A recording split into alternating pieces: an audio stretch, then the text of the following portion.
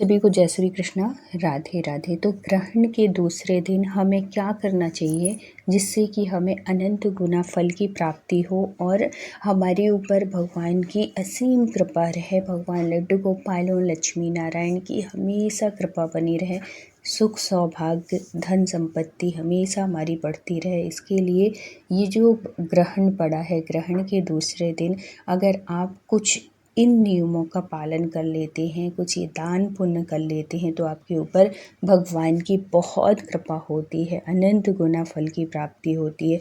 तो हमें कुछ बातों का विशेष ध्यान रखना है। और इस समय तो पितृपक्ष भी शुरू हो गए हैं, तो पितृपक्ष में भी हमें विशेष चीज़ों का ध्यान रखना चाहिए, विशेष बातों का ध्यान रखना चाहिए, जिससे कि हमारे पितृ भी हमसे बहुत प्रसन्न रहें। क्योंकि पितृ देवता न सिर्फ 15 दिन के लिए आते हैं और वो आपके ऊपर इतना आशीर्वाद दे के जाते हैं, और जो कुछ गलतियां करते हैं, जो उनके नियमों का पालन नहीं करते, उनसे रुष्ट होके भी चले जाते हैं। इसलिए कहते हैं ना, बहुत से लोगों की कुंडली में पितृदोष होता है।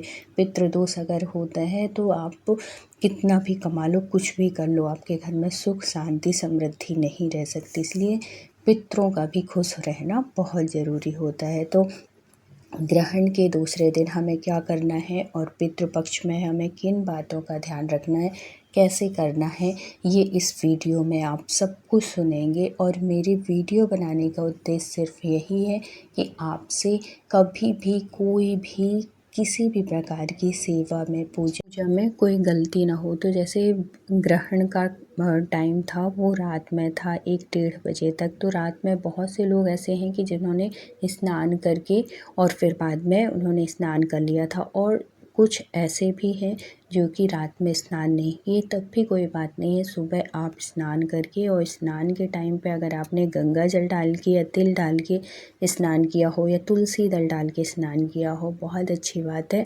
और अगर नहीं भी किया हो तो अपने ऊपर गंगा जल का छींटा दे लीजिएगा, स्पर्श करा लीजिएगा, उससे भी फल मिलता है। तो अब क्या करना है, उसके बाद क्या करना है कि जब ग्रहण होता है, ग्रहण के दूसरे दिन हमेशा दान पुण्य का बहुत महत्व होता है। तो आप या तो सीधा निकाल दीजिए, ब्राह्मण के लिए कुछ दान दक्षिणा निकाल दीजिए, और अनाज पानी जो होता है वो निकाल दीजिए। उसके साथ द्रव्य ज़रूर रखना चाहिए, मतलब पैसे ज़रूर, दक्षिणा ज़रूर देना चाहिए, क्योंकि वो तो दान हो गया और दक्षिणा अलग होती है। तो दक्षिणा के रूप में भी आपकी जो भी सामर्थ्य हो, जो भी श्रद्धा हो, आप उनके लिए ज़रूर निकालिएगा। और उसमें एक तुलसी दल डाल के भगवान को स्पर्श करा के, और फिर वो जो आपने सीधा निकाला है वो किसी ब्राह्मण को मंदिर में, जो भी आपके पास में हो, आप उनको दान दे दीजिएगा। फिर उसके बाद क्या करना है आपको कि क्योंकि पितृपक्ष भी चल रहे हैं, तो पितृपक्ष में वैसे तो डेली ही गाय की रोटी निकालना चाहिए, लेकिन अगर आपके आसपास कहीं गौशाला है तो उस दिन गौशाला जाने का भी बहुत महत्व होता है। कई गुना आपको फल की प्राप्ति होती है अगर आप उस दिन, मतलब ग्रहण के दूसरे दिन या पितृपक्ष में, अगर आप ग्रहण में नहीं भी जाते तो ये जो 15 दिन का टाइम पितृपक्ष का जो होता है, तो उसके बीच में भी अगर आप गौशाला जाके गौओं की कुछ सेवा करते हैं, उनके लिए कुछ खाने पीने की व्यवस्था करते हैं, कुछ दान पुण्य करते हैं, तो इससे भी आपके पितृ भी बहुत प्रसन्न होंगे। और कहते हैं कि गायों में तो सभी देवी देवताओं का वास होता है, तो गाय भी बहुत प्रसन्न होती है, जिससे आपको अनंत गुना फल की प्राप्ति होती है। क्योंकि हमारे जीवन में पैसा तो ऐसा है कि आता और जाता रहता है, लेकिन हमेशा ऐसे टाइम पे दान पुण्य धर्म हमेशा करते रहना चाहिए। कभी ये नहीं सोचना चाहिए कि मेरे पास अभी पैसा नहीं है, कि मैं बाद में करूँगी, बाद में कभी नहीं टालो जो टाइम है।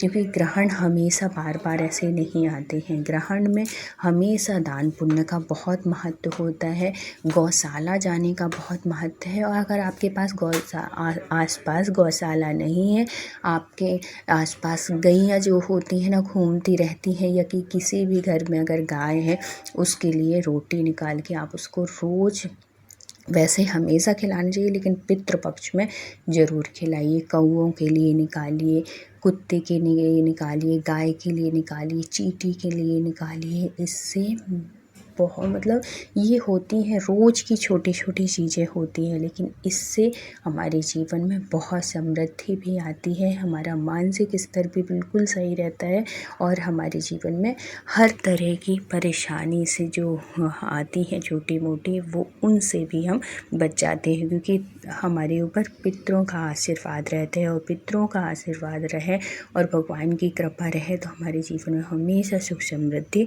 बनी रहती है। तो इन सब चीज़ों का विशेष ध्यान रखिएगा।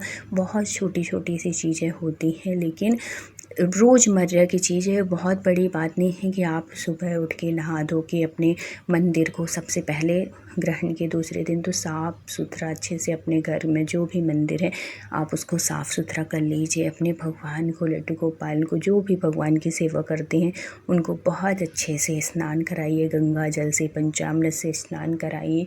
फिर उनको अच्छे वस्त्र धारण कराइए और फिर उनका बहुत अच्छे से भोग लगाइए इस तरीके से। और फिर दान दक्षिणा द्रव्य जो भी आपके सामर्थ्य हो वो करिए। अगर कोई ब्राह्मण मिल जाता है या कि कोई आपके मानदान जो होते हैं, जैसे आपके रिश्तेदार हो गए, आपकी ननंद लोग हो गए, उनके बच्चे हो गए, अगर आप उनको भी भोजन में निमंत्रण करते हैं तो उससे भी आपको बहुत पुण्य मिलता है।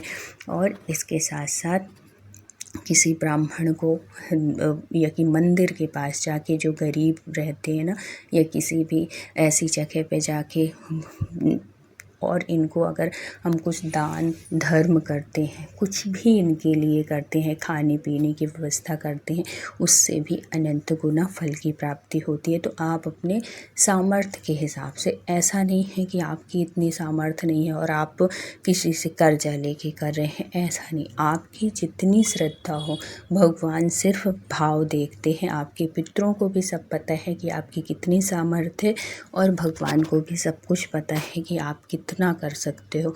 लेकिन इन सब चीज़ के लिए ना भाव होना चाहिए। बहुत से लोग ऐसे होते हैं कि उनके पास सब कुछ होने के बाद भी वो बहुत कंजूस होते हैं, उनके हाथ से कुछ निकलता नहीं है। तो क्योंकि यहाँ कमाए, यहाँ का यहीं रह जाना है, साथ में जाएगा तो सिर्फ हमारे कर्म जाते हैं, हमारे दान पुण्य जाते हैं। तो आप मनुष्य तन मिला है, जीवन मिला है, तो इसका सही उपयोग करिए और खूब पूजा पाठ दान धर्म करिए, क्योंकि कहते हैं जितना दान करोगे उससे कई गुना आपको वापस मिलता है। ब्रह्मांड के पास बहुत कुछ है देने के लिए, लेकिन हमारे अंदर वो हैसियत होनी चाहिए कि हम उससे कुछ ले सकें, कुछ मांग सकें।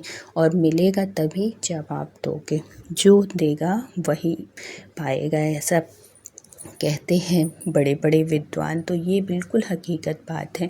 तो इसीलिए इस टाइम पे, ये जो टाइम चल रहा है, गोल्डन पीरियड चल रहा है, ये समझिए इस टाइम पे दान का विशेष महत्व है, पूजा पाठ धर्म कर्म का विशेष महत्व है। तो अगर जानकारी थोड़ी भी अच्छी लगी हो, वीडियो अच्छी लगी हो, तो औरों तक ज़रूर शेयर करिएगा, जिससे कि उनको भी पुण्य की प्राप्ति हो। और चैनल में न्यू हैं तो सब्सक्राइब कर लीजिएगा। फिर मिलते हैं किसी धार्मिक सत्य घटना या किसी अच्छी जानकारी के साथ। तब तक के लिए राधे राधे।